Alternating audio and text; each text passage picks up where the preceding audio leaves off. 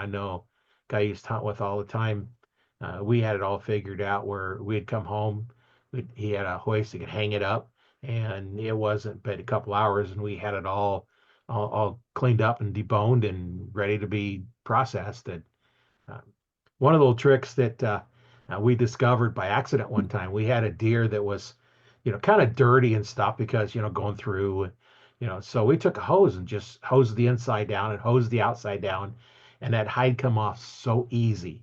Oh, really? It was amazing that soaking it separates the hide from the meat or the Hmm. membrane in between there or what do you have, and it just kind of gets really loose and it just pulls right off. And Oh, like, wow.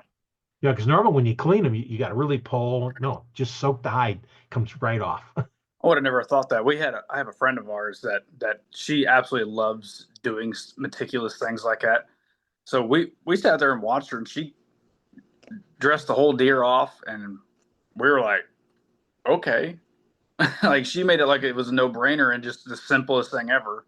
So it was pretty neat to watch somebody do it and actually learn how that's done. It's pretty impressive when somebody actually knows what they're doing.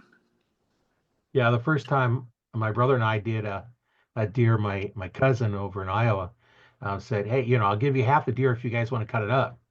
We'd never cut one up before, so we're grabbing books. That was before the internet, so you couldn't just Google how to process a deer because there was no Google, there was no internet. Yeah. So we got books and stuff. We looked it up, and it's like, oh, okay. So we just kind of cut it down, and we did what we needed to do with it, and give him his half, and we kept our half and split it and had fun. Yeah, and that's what it's about sometimes. I mean, some people just don't know, and you're like, "Hey, I'll split it with you." Okay, cool. Instead of being money exchange, it goes back to just trading. Yeah, and I think he just didn't want to mess with it. He's a farmer, so he's figuring, well, I'd rather just have half of it and get back to farming. Right, right.